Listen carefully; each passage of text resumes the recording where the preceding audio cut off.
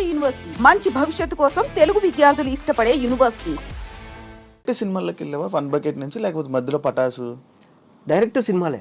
Direct cinema. First cinema నేనే రాజు. First okay అయిన cinema నేనే రాజు నేనే మంత్రి. ఫస్ట్ స్క్రీన్ మీద కనపడ్డ సినిమా సెమంతకు మణి. దానికి ముందు ఫస్ట్ చేసిన సినిమాలు ఒక 2 చిన్న సినిమాలు ఉన్నాయి.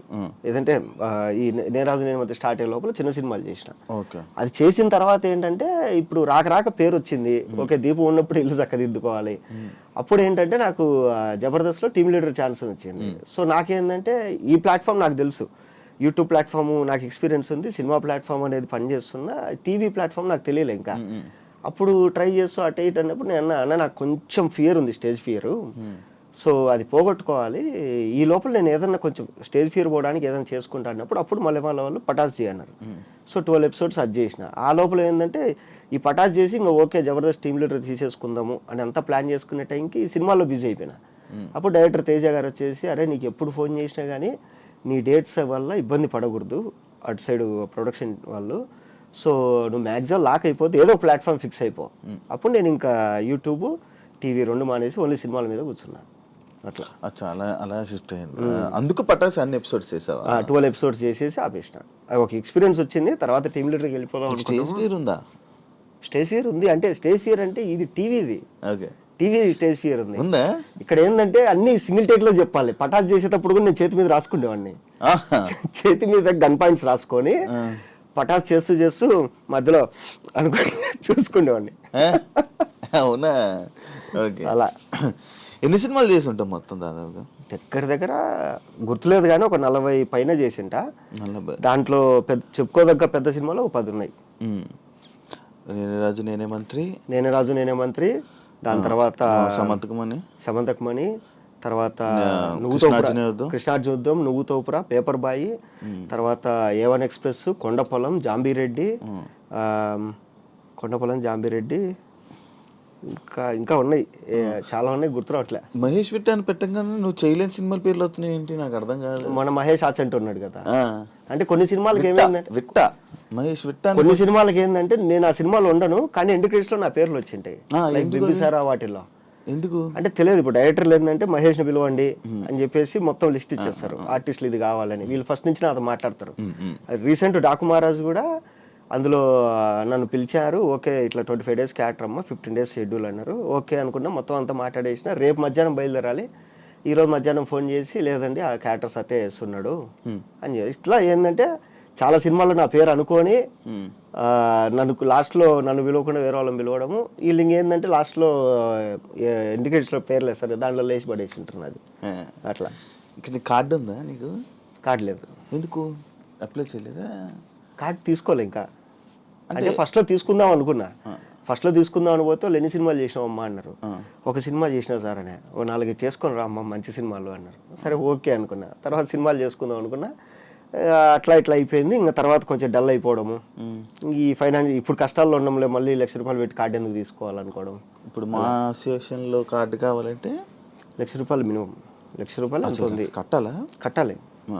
నువ్వు కట్టాలి. 3 లక్షలు అంటుంటారు, తెలియదు ఎంత ఉందో అది. అంటే అదే దాని గురించి ఇంకా పూర్తిగా తెలియదు నాకు. తీసుకోవాలి ఖచ్చితంగా తీసుకోవాలి. అంటే ఏంటి తేడా దానికి దీనికి? తేడా ఏముండదు. కార్డుకి ఇప్పుడు నా దగ్గర కార్డు ఉందంటే నాకు పలానా సినిమాలో డబ్బులు రాలేదంటే నేను వెళ్ళి ఛాంబర్లో కేసు పెట్టచ్చు. తర్వాత ఏంటంటే ఈ మా ఎలక్షన్ జరిగినప్పుడు ఓటింగ్ ఉంది కదా, దాని వస్తుంది. ఇంకొకటి ఏంటంటే మాలో కార్డు రావాలంటే నువ్వు డబ్బులు కట్టాలి, నువ్వు చేసిన సినిమా రెఫరెన్స్లు పెట్టాలి, ఈ అబ్బాయి నిజంగానే పలానా సినిమాలో వేసాడని ఒక ఆల్రెడీ కార్డు ఉన్న 2-3 నీకు సైన్ పెట్టాలి. అంత ప్రాసెస్ ఉంది అట్లా. ఓకే. ఎన్ని సినిమాలు అవి థియేటర్లో రిలీజ్ అవ్వాలి. నువ్వు మినిమం ఇన్ని మినిట్స్ స్క్రీన్ మీద కనపడి ఉండాలి. ఓకే. అంటే ఊరికి ఎక్కడ వెనకాల కనపడిపోతే కార్డు ఇవ్వరు. అట్లా. మరి అప్లై చేస్తావా? అప్లై చేయాలి ఖచ్చితంగా. కానీ సడన్ గా విట్ట ఎందుకు డౌన్ అవ్వడానికి రీజన్ ఏంటి? అది తెలియదు. డౌన్ అవ్వడానికి ఏంటంటే చెప్తా సింపుల్గా. ఏంటంటే ఇప్పుడు నేను ఎందుకు ఖాళీగా ఉన్నా అనేది నాకు తెలిసిందంటే దాన్ని రెక్టిఫై చేసి ఓవర్కమ్ అవుతాం కదా, అది తెలియదు కదా మనకు. ఎందుకు అది ఏమవుతుంది, అది ఏమైతే తెలియదు. ఇప్పుడు అంతెందుకు రేపటి నుంచి ఒక 1 week షూటింగ్ అన్నారు. ఓకే అంతా మాట్లాడేసిన, డేట్లు పంపించాను, నేను డేట్లు లాక్ చేసుకొని పెట్టుకున్నా. ఈ రోజు వరకు నాకు అడ్వాన్స్ పడలేదు. తర్వాత ఇది వాళ్ళు ఫోన్లు ఎత్తట్లా, అసలు కన్ఫామా కాదా ఏంటి అని. ఇప్పుడు రీజన్ తెలియదు నాకు అక్కడ ఏమైంది రీజను అని. ఇప్పుడు కొందరు ఏమంటారంటే వీడు ఎక్కువ డిమాండ్ చేస్తారు అంటారు. అవును, ఎక్కువ డిమాండ్ చేస్తారు అంటే ఎక్కువ డిమాండ్ ఎప్పుడు చేస్తాం? మన చేతిలో 30 భయంకరంగా సినిమాలు అంటే డిమాండ్ చేస్తాం. ఇప్పుడు ఇదొకటి ఉంది, ఈ ఎక్కువ తీసుకుంటాడంట అని చెప్పేసి ఒక పుకారుతో ఫోన్ చేయడం. అసలు ఎక్కువ తీసుకోవడం ఏంది? ఇప్పుడు నాకు ఎంత ఇవ్వాలో నీకు తెలుసు, అంతే ఇస్తావు. ఇప్పుడు నువ్వు మార్కెట్కి వెళ్ళి ఒక వస్తువు ఇదో ఇది కావాలి నాకు ఎంత అంటే నీకు ఐడియా ఉంటుంది కదా మినిమం దీనికి ఎంత పెట్టచ్చు అని. ఇప్పుడు నేను రోజుకు 2 లక్షలు అడిగితే ఇస్తారా? ఇయ్యరు కదా. వాళ్ళు ఏమి ఇవ్వాలి దమ్మ, మా బడ్జెట్ ఇంత అని చెప్తారు కదా.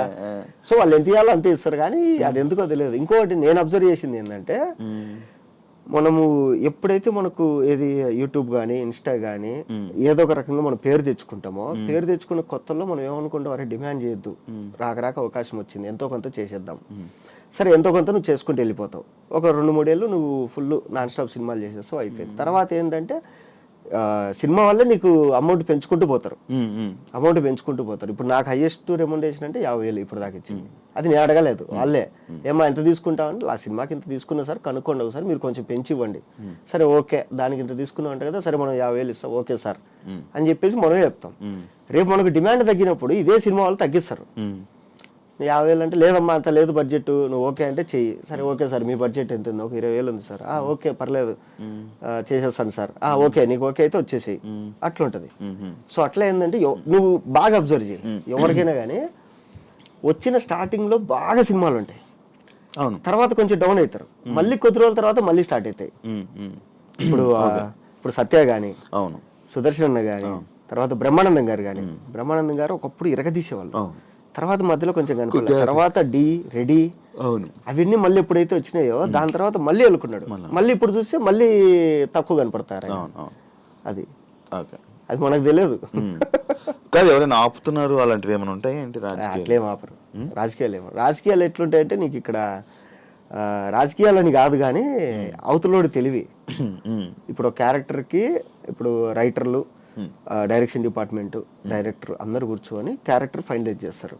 ఓకే ఈ క్యారెక్టర్కి ఎవరు? రైటర్ ఏమంటాడంటే, నేను రాసుకునేటప్పుడు పలానా వాడిని ఊహించుకున్నా, వాడైతే బాగుండు అని రైటర్ చెప్తాడు. అసోసియేట్ డైరెక్టర్లు వీళ్ళు ఏంటంటే కనుక, సార్ పలానా ఆర్టిస్ట్ అయితే టైమింగ్ ఉంటుంది, మనకు కోఆపరేట్ చేస్తాడు, పలానా ఆర్టిస్ట్ అయితే బాగుంటుంది.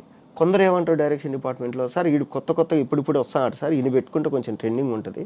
ఇలా క్యారెక్టర్ ఫైనలైజేషన్ అనేది ఉంటుంది, క్యారెక్టర్ ఫైనలైజేషన్ అని ఉంటుంది. సో ఇప్పుడు దీనికి మహేష్ విట్టా బాగుంటాడని అందరూ ఫిక్స్ అయ్యి మహేష్ విట్టా పిలుస్తారు. వచ్చిన తర్వాత ఏమ్మా ఎంత తీసుకుంటాం? సేమ్ సార్ నేను ఇంత తీసుకుంటాను సార్, మన బడ్జెట్ ఎంత? మన బడ్జెట్ ఇంత ఉంది. ఓకే సార్ పర్లేదు నేను చేస్తా అని నేను చెప్తా. ఇప్పుడు నాకేంటంటే అయిపోయింది, నేను ఒప్పేసుకున్నా, అంతా అయిపోయింది. ఇప్పుడు అదే ఆఫీస్కి కొంతమంది క్యారెక్టర్ల కోసం వెళ్తారు కదా, ఈ బ్యాచ్ ఒకటి తయారైంది, ఈఎంఐ బ్యాచ్. ఏంటంటే అంటే ఇప్పుడు నాకు ఏ ఈఎంఐలు లేవు, నా కారు ఓను, తర్వాత నా ఇల్లు ఓను, అన్నీ నా డబ్బులతోనే ఉన్నాయి నా దగ్గర. ఈఎంఐ బ్యాచ్ ఏంటంటే వీళ్ళు వచ్చిన స్టార్టింగ్లో బాగా సంపాదించేసుకొని ఒక 30 లక్షలు సంపాదించేసి ఒక 20 లక్షలు డౌన్ పేమెంట్ కట్టి ఈఎంఐలో ఇల్లు తీసుకుంటారు, ఒక 5 లక్షలు డౌన్ పేమెంట్ కట్టి కారు ఈఎంఐలో తీసుకుంటారు. ఇప్పుడు వీడికి నెల అయ్యేసరికి 1-1.5 వీడికి కావాలి ఈఎంఐలకి ఖర్చులకి. వీళ్ళు ఏం చేస్తారంటే ఇలా ఏదైతే మూవీస్ రెడీగా ఉంటాయో స్టార్ట్ అవుతుంటాయో ఆఫీసులకు వెళ్ళిపోయి కాళ్ళ మీద పడిపోయి, సార్ ఎంతో కొంత ఇవ్వండి సార్, ఎంతో కొంత ఇవ్వండి సార్. నాకు కొంతమంది ఫోన్ చేసి చెప్పారు, మహేష్ ఈ క్యారెక్టర్కి నువ్వైతే 5 లక్షలు మనం బడ్జెట్ అనుకున్నది, అది కూడా మాకు ఓకే, బట్ వీడొచ్చి కాళ్ళ మీద పడిపోతారా, 1 లక్ష రూపాయలు ఏం చాలంటారా, నువ్వేం అనుకోకరా పాపము, వాడికి ఏదో ఈఎంఐలు కష్టాలు ఉన్నాయంట. సరే ఓకే సార్ ఇచ్చేయండి. ఇలా కొన్ని పోతాయి.